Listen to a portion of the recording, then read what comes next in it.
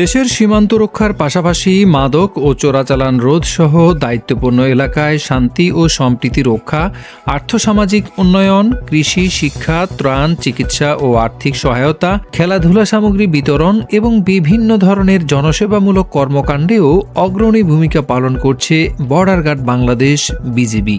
18 December বৃহস্পতিবার সকালে এরই ধারাবাহিকতায় খাগড়াছড়ি জেলার রামগড় উপজেলার দুর্গম পাহাড়ি এলাকা গরুকাটায় রামগড় ব্যাটালিয়ন 43 বিজিবি আয়োজন করে মেডিকেল ক্যাম্প ও মানবিক সহায়তার।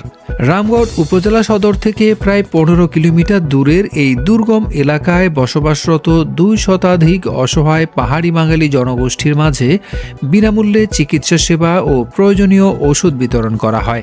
একই সঙ্গে মানবিক সহায়তার অংশ হিসেবে 2 শতাধিক দরিদ্র পরিবারের মাঝে শীত বস্ত্র কম্বল বিতরণ করা হয়।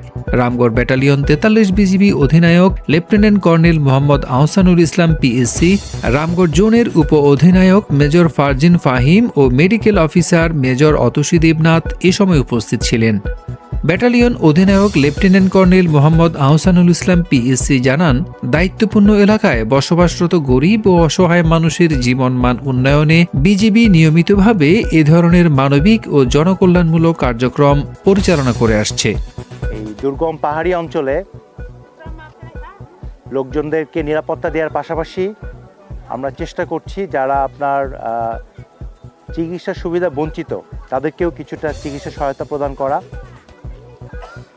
এবং একই সাথে এই এলাকা যারা অসহায় দুস্থ জনগণ আছে তাদেরকে আমরা কিছু শীতের এখন একটা প্রভাব পড়ছে আপনারা দেখছেন, তো কিছু শীতবস্ত্র আমরা বিতরণ করব।